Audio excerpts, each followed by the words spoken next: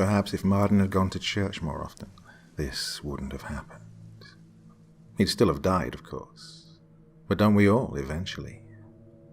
What Martin didn't get, however, was the privilege of going into the fabled shining light.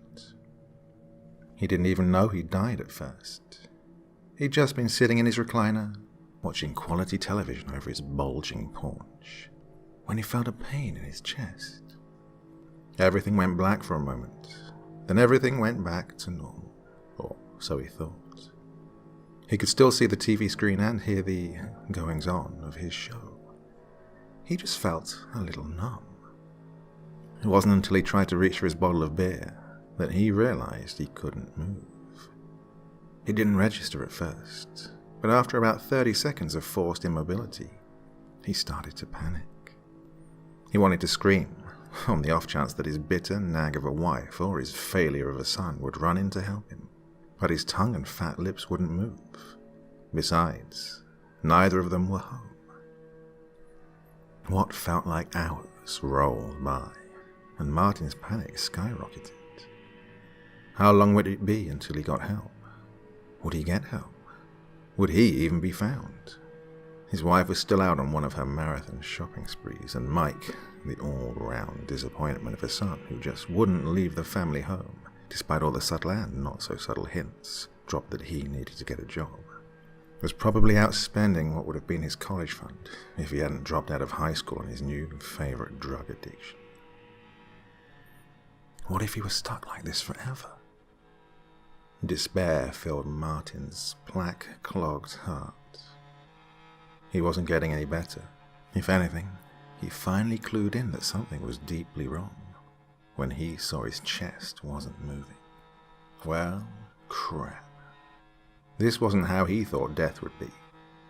Where were the fluffy clouds and the sickeningly happy, heart-plucking angels? Or, more realistically, the firing and suffering of eternal damnation?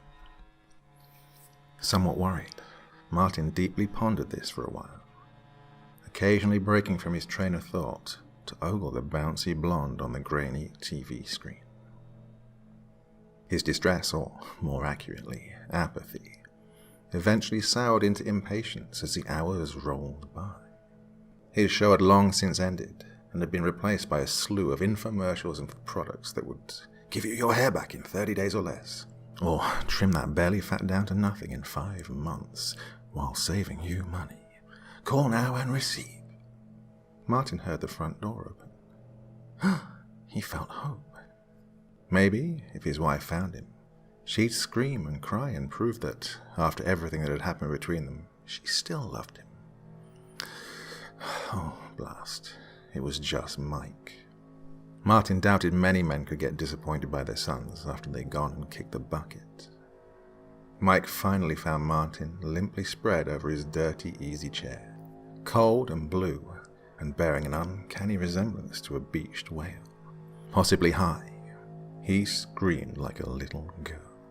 In no time at all, the police, the doctors, and Martin's wife crowded the dingy house. Martin listened as Mike blubbered incoherently, and Joni tearfully, yet somehow bluntly, told everyone there had just been a matter of time before our tubby hubby's heart would give out. Martin was actually happy. He'd been able to make her cry after all. Not that that was a good thing. What he meant was, he would have scowled if he could have, as someone turned off the TV. Hey, infomercials were better than nothing. He heard grunting and struggling beneath him, and realized some EMTs, or whatever they were called, were trying to lift him onto a gurney. That was just insulting. He couldn't have been that heavy, could he? As they pulled the white sheet over Martin's head and hauled him away, Martin chided himself over being self-conscious over his weight, despite being dead. Martin had always hated hospitals, but morgues were even worse. He lay on a slab of what he assumed was cold metal, completely naked. He tried to think positively as his skin turned ever paler. He then saw the coroner, and more importantly, the coroner's knife and other tools. He was positive he was going to get cut open. The man hummed to himself as he ran a blade down Martin's chest, whose cold, flabby skin sagged a little as it was parted, revealing pinkish innards that Martin didn't know or want to know that he had. Oh, Martin wanted to cry. He screamed inwardly as the man began scooping and pulling out organs that glistened wetly in the pale, fluorescent light. He felt horrible pain just looking at them, even though he felt nothing physically. He pleaded for them to be returned as his long coil of intestines was snaked out of his body. He knew it was futile when the coroner wrapped his hand around his cold, dead heart and pulled. Holding it in his hands and looking down on it, the coroner shook his head and tut-tut-tutted before returning to his grisly task, humming all the while. Martin tried to focus on that bouncy TV blonde during all the sucking, slurping, and slicing. It didn't quite work like he'd wanted it to, for some reason. After his organs were opened, prodded, and examined, they were patched back together and returned to Martin's chest cavity, more or less in the right order. Once Martin had been thoroughly violated and stitched back together like a fleshy scarecrow, he was taken from the table and shoved into a dark morgue shelf. Martin just wanted to be buried and be done with it. Why did his wife have to drag things out like this? Relatives he didn't even know had shown up, crowding around his open casket and bawling. Neither of his two daughters were there, one because of out-of-the-country college work, the other presumably out of spite, even though she was on vacation. Martin inwardly cringed as one person he didn't recognize got tears and spittle onto his black suit, the last one he would ever wear, one he'd wear for the rest of his death. Though he couldn't move his head, he could see the crowd part a little. He saw his wife, her weathered face slick and red with tears under her black veil, approach his casket. He felt a little bit happier and remembered their time together. Their honeymoon had ended too soon. He then saddened as he went over the flaming wreck their marriage had become. He'd taken to drinking not long after his youngest, Becky, was born, and Joni started spending money she knew they didn't have. Their arguments were vicious and often lasted for hours, shouting matches that ended only when their throats were too hoarse to scream. By the time Becky went to college and Mike moved back in, they had stopped talking almost entirely, sharing the same house but leading separate lives. Why didn't she just leave him? He never knew. He regretted everything, fighting with his wife in front of their kids, letting himself go. Gosh, all the bottles he'd downed. When he finished reminiscing, he realized Joni was looking him right in the eyes. He wanted to cry, to say sorry for everything, but fell silent when she started whispering. Ah, if only those doctors had known what they should have been looking for, Marty. The lid of the casket closed before he understood.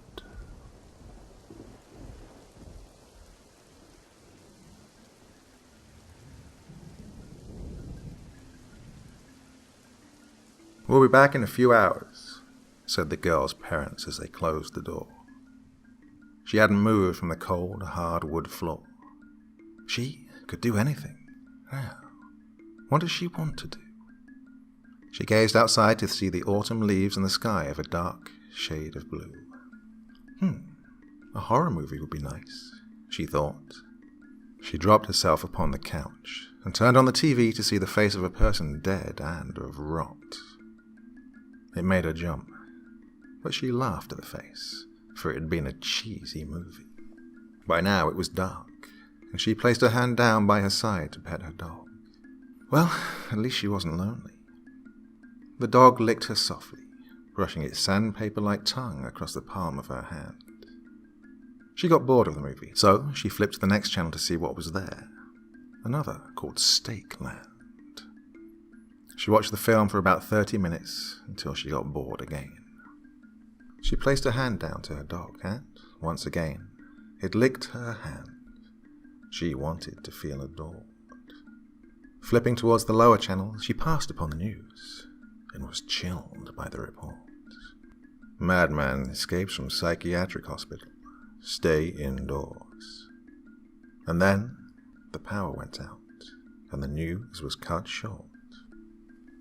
She got scared, so she ventured around the house, locking all doors and windows, closing the previously left open windows in her basement and the one in her bathroom.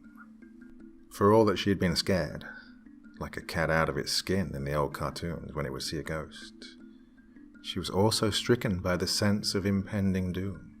From running around the house like a madman herself, she had gotten exhausted. She was not one for sports or the such.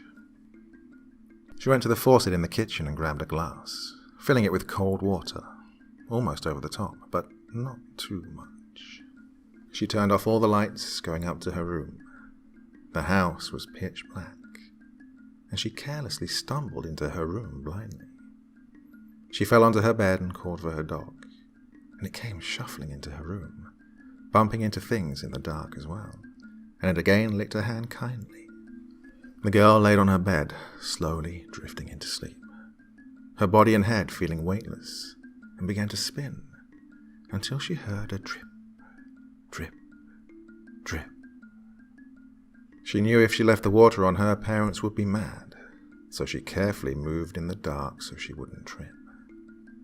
She walked down the hallway, almost to the stairs, passing to the bathroom, when she heard a drip, and she was confused as to why the water had been running in there. She turned around and walked to the bathroom, flipping on the light swiftly and with care. When she flipped the switch on, she was bewildered to see that the faucet was indeed not leaking, so she suspected it was a shower faucet. She pulled the curtain away, and what laid in the tub nearly made her vomit.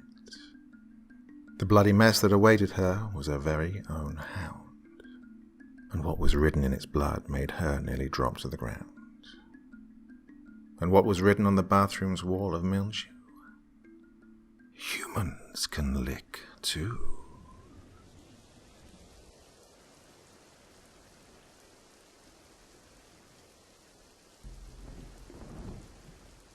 I woke to the shrill wail of a siren. At first I was filled with confusion, which solidified into disbelief, which blazed into flat-out panic. I shook Susie awake, screaming that we needed to grab the kids and get out of here. She stared at me for a moment. Then she too heard the siren. The ground shook beneath us and orange light flooded the windows. She tried to argue that we needed to stay here and hunker down, but I knew duck and cover would not save us. I barked out that I'd start the car and she should get Chrissy and Wes. We both flew out of bed. I scrambled on bare feet out of our room and down the stairs, while Susie rushed to get the kids. As I tore through the unlit garage and onto the rough driveway, the soles of my feet getting covered with black dust, I landed on a nail or something else sharp, but I didn't feel any pain. The car door was locked, and I didn't have the keys. Of all the times for me to lock them in the car. I cursed and slammed a fist into the window. Then I ran back into the garage and over to my tool chest. Where? I hissed, throwing screws and nails out by the fistful, until my hands finally wrapped around a good, solid hammer. I sprinted back over to the car and smashed the window, sending shards of glass everywhere. The car alarm screamed bloody murder along with the sirens. "Susie!" I shouted as I thrust my arm inside the cabin and fumbled with the keys. I did not have time for this. I looked up and saw my wife in the doorway, still in her nightgown, with Chrissy bawling in her arms and Wes fearfully clinging to her leg, a wet spot growing in the crotch of his Captain America pajama pants. I felt the keys click, and the engine roared to life. "Come on!" I screamed at them, as I flung the door open and threw myself inside. Susie looked at me pleadingly, then practically shoved Wes into the back and eased her way into the passenger seat next to me. I didn't give her time to close the door behind before I floored the gas pedal, its grooves burying themselves into my foot, and the car sped in reverse, the squeal of its tires adding to the hectic cacophony. "Daddy, what's going on?" Wes wailed as we sped out of the neighborhood. Susie said something, but I couldn't understand her.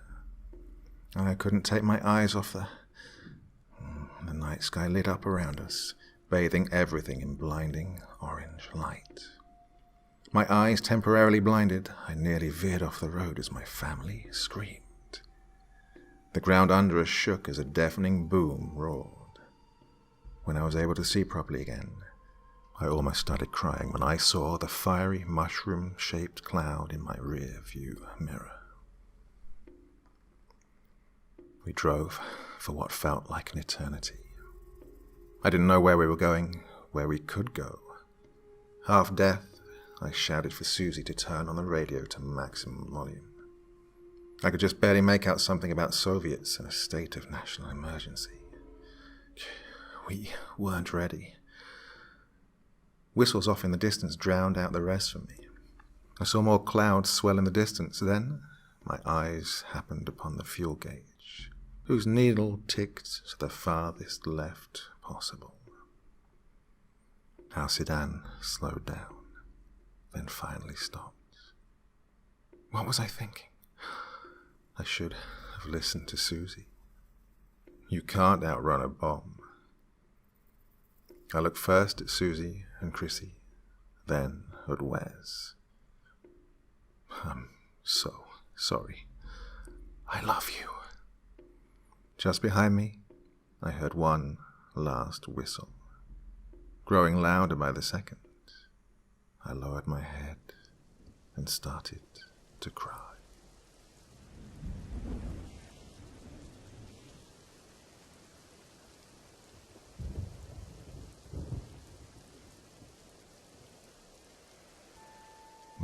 Cancer is a bitch.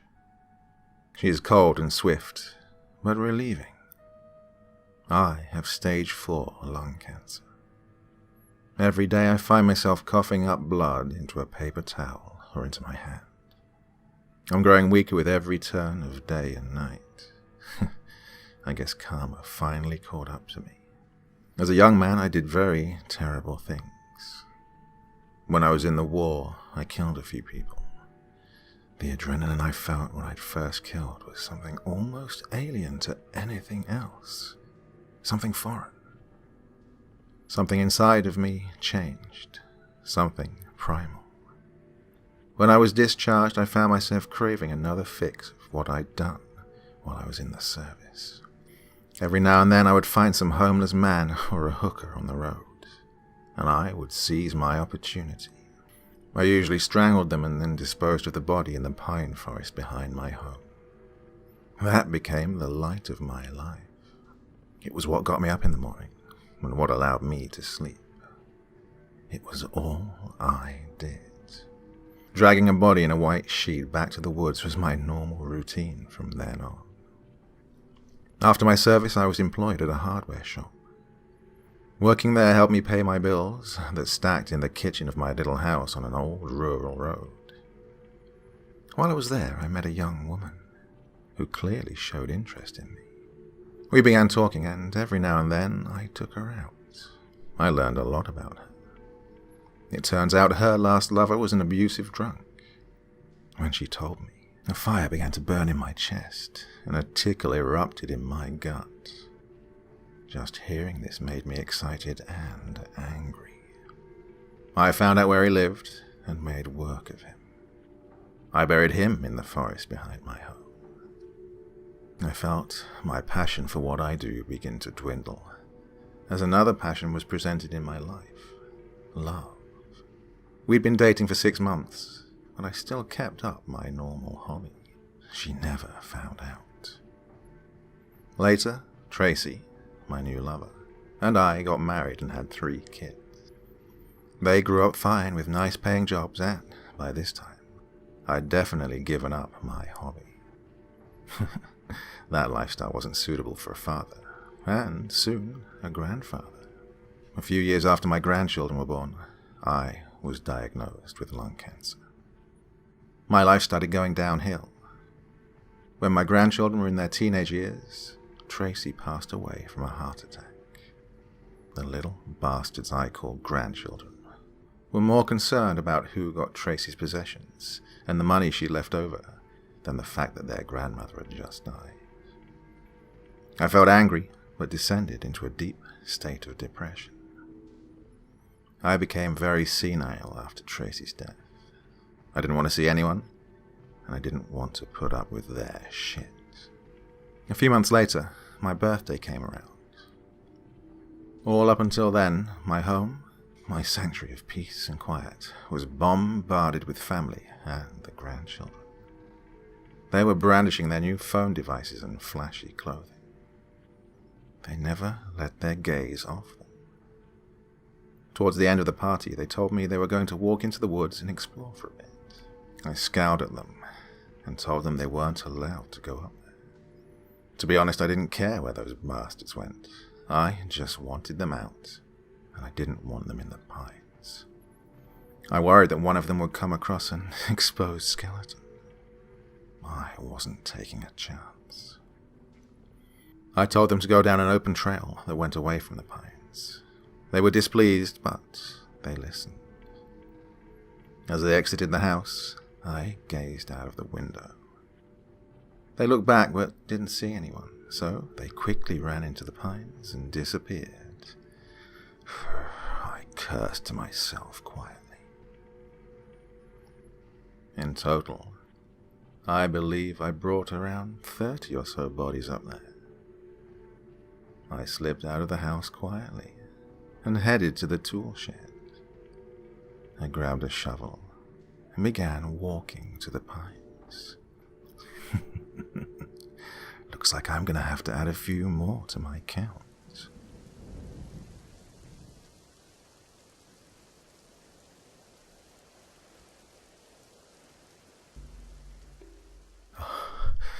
I take in a sharp gasp in disbelief and then bite down on my tongue to keep me from screaming. I really did it. I look down at my quivering hands. They're covered in blood. Drops of red blood, slide through my fingers and fall on my shoes and the floor. The blood's not any special shade of red. Not crimson and not scarlet. Just red. My arms fall limply to my sides. I killed him. It was in self-defense. I didn't want a physical relationship with him. I didn't want any kind of relationship at all. He'd barged into my home and gotten violent with me, like he always did when we argued. He'd hit me. I'd barely avoided another blow then. He'd charged at me. I'd run. I had no idea what he was going to do to me. I'd made it as far as the kitchen before he'd cornered me and caught my arm in his tight grip. Yeah, he was hurting me and screaming that he'd do far worse. I wasn't even thinking. I saw the rolling pin on the counter and I just grabbed it and swung. I heard a crack and the next thing I knew, he'd let go of my arm and was lying on the floor. As my adrenaline fades, I raise my dripping hand to the cheek into which this monstrous fist had slammed. It was just now starting to ache. It would no doubt be turning purple like the rest of my collection of bruises, some of which I could hide with my clothes, some of which I couldn't. Wait, is he really dead? I slowly inch towards him and look at his crumpled form. A collapsed heap of what had been a muscle-bound churl of a man. His dark eyes are glassy and wide open with shock, and the side of his head that I hit looks like it's collapsing in on itself. It was in self-defense. He was going to hurt me again. Oh, it was in self-defense, officer, I say aloud. I grin wickedly. Why would anyone believe otherwise? Oh, will my poor, trembling fingers possibly be able to punch in and 911.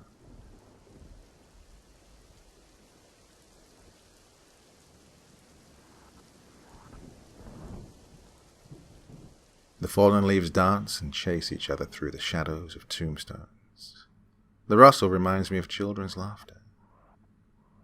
Perhaps it is laughter, he mused. They were free of the tree that had held them enslaved.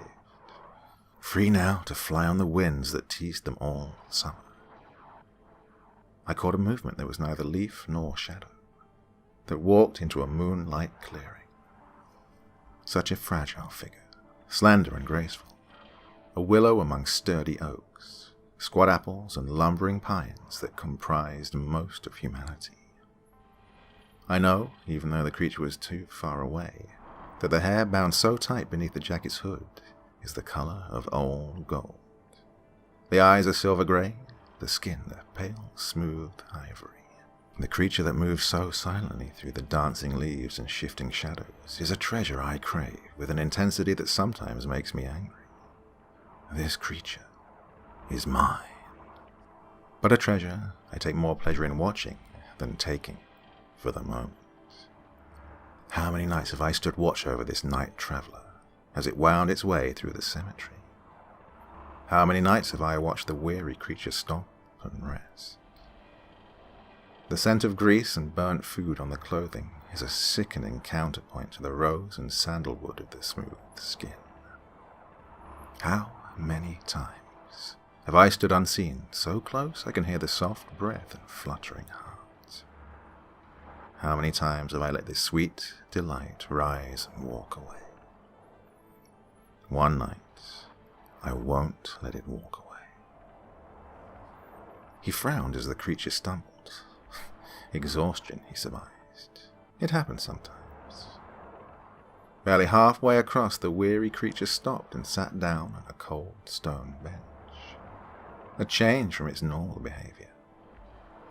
Always before, it had stopped beneath the singing tree, an ancient oak filled with wind chimes by mourners.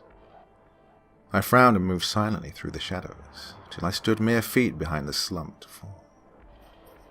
I listened to the heart that beat far too fast and hard, the breath that was a ragged draw. Oh, illness. Why did it strike these frail creatures so quickly? Still, my sweet diversion is young. Illness will be thrown off soon, and soon it will be old enough to claim forever. The moon grew full and waned, following its own time. The dark nights came and went, but no footsteps broke the silence of the stone garden, save mine. I had gone from sorrow to anger to fear. Why had I never followed the golden creature to its home, so I would know where to start looking for it? Even the leaves had fled, leaving the ground bare until the snow had taken pity and tucked it into a feathery quilt of pristine white. It was on an icy cold night that the moon broke from the clouds and sparkled against the snow.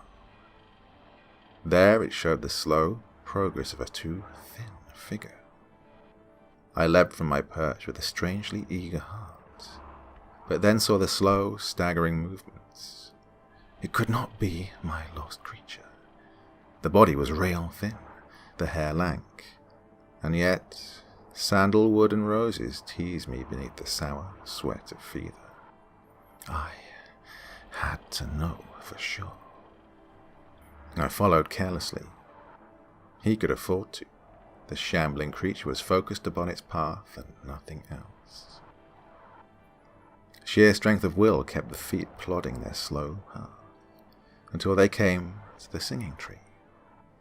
The faint wind sent the chimes hidden high above in the tree branches, dancing into a slow and mournful melody. The head looked up, and the hood fell away. Oh, my heart nearly broke. What had happened to my sweet-faced treasure? When had it grown so pale and feeble? The golden hair was dulled, the eyes sunken, the ivory skin flushed, the grace torn away by a body struggling to survive. My little wandering prize, my small amusement, my delight, was soon to be a hollow shell. Such was always the case with these creatures. The graveyard was proof of that. But this creature was mine. I would not allow it to die. She curled up at the base of the tree. She never knew she was being watched. This was her final night. Some primal instinct had told her, and so she had struggled to come to the Garden of Silence. She had never feared this place. Always it had welcomed her into its calm embrace. She sighed, closing her eyes, listening to the soft chimes. So very tired now. She didn't feel the arms that so gently embraced her, nor the piercing fangs at her throat. There was no fight for the life that was falling too swiftly to catch. Instead, she stepped out of the cocoon of flesh and spread her wings. Freedom and light, welcoming another angel home as a creature of darkness wept crimson tears, berating himself for not capturing his treasure when there had been time.